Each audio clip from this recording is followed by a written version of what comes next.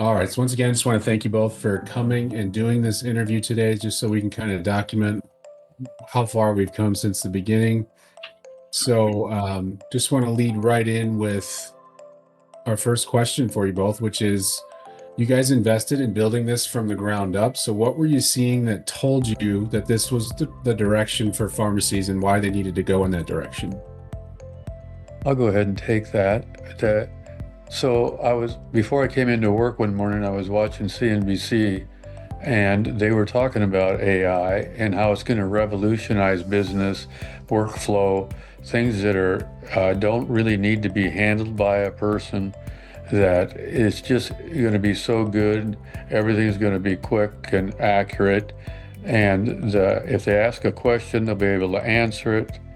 And I thought, we have so many people that just totally dislike the phone systems today.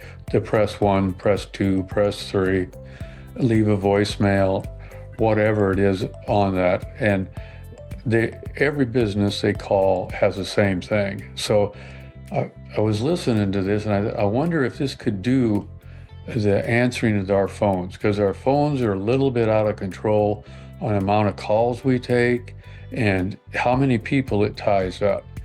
Uh, Previous to that, watching that show, there was a day in the pharmacy when I looked around and we have 7 or 8 phones in the pharmacy department, and there was a person on every phone. And the people that were walking up to the counter, they had to kind of wait till somebody got off the phone line. And I thought we got to have a better way. And so Travis and I started talking about, let's get a look into this. Call Chris and see if he's already doing our digital advertising. If there's a way he could carry us into AI on the phone answering device. And that's kind of how we got started. And Travis is way better technical than me, so I'll let him talk about the rest of it here. But there was some heavy lifting by Travis to get this where we wanted it, as well as Chris and his team.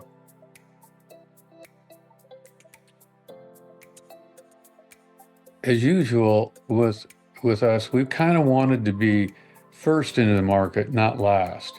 And so I figured there's no time to get started on it like now. And so let's go and let's just try it. Because we always could go back to the telemanager we're currently using. So we had that safety net. And so that's what, in my opinion, that made it a lot safer bet.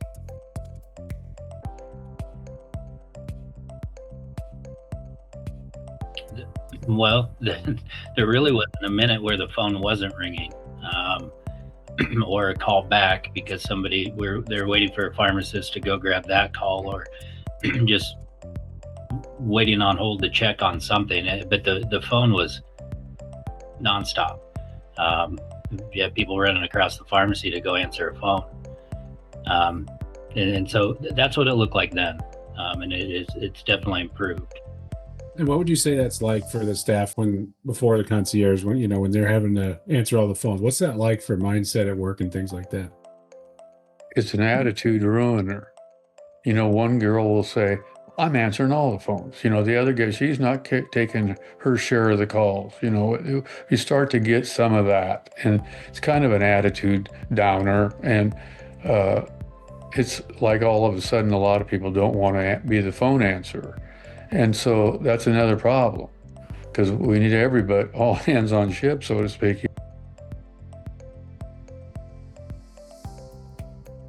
For example, I have a friend of mine that's been in business a long time, and he's one of those is if he gets a shot at you, he likes to take it. And he called me the other day and said, I'm going to tell you, that's the first time I actually used her. And she did a remarkable job. It was smooth as silk. He said that went right through. He took she asked me if I had my prescription numbers. I said no. She says, you know the names of your medicine? And she said, he's told her, well, I'm not sure. So she pulled up his history, went through the ones that he's been taking regularly and saw which ones do you want of these? He told her, says, I want it delivered. And he said, and then it just showed up like usual.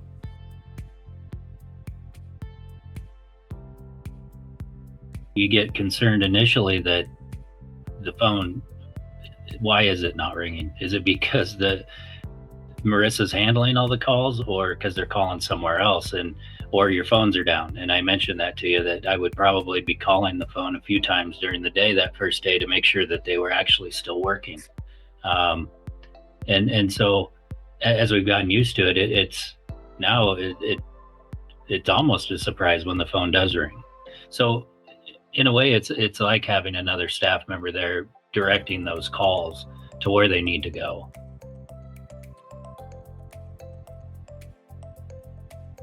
I would tell them to get going. I just think that it's a case where the first technology of the systems they're currently probably using, it's not going to be around much longer. I mean, this is going to be a changer, I believe. I think that you'd be wise to, sooner is going to be better. I would tell you, don't hesitate to at least give it a try. And maybe it's not for you. That is possible, but I think you'd be surprised on the amount of time that it frees up for your staff. I guess it's what's your time worth, or like I said, if you're unable to find any employees to help in the store, and I am not advocating for cutting any staff at all, but this product is cheaper than a full-time employee. And so if this can take off some of that pressure on a day-to-day basis, it's absolutely worth a try. I hadn't looked into AI all that much before we started this process. Bill talked about it a little bit from what he'd seen on CNBC, and whenever you come across something like this, you think, well, that's just kind of a pipe dream thing out there, that it's not going to affect me. Well, it will, and it is.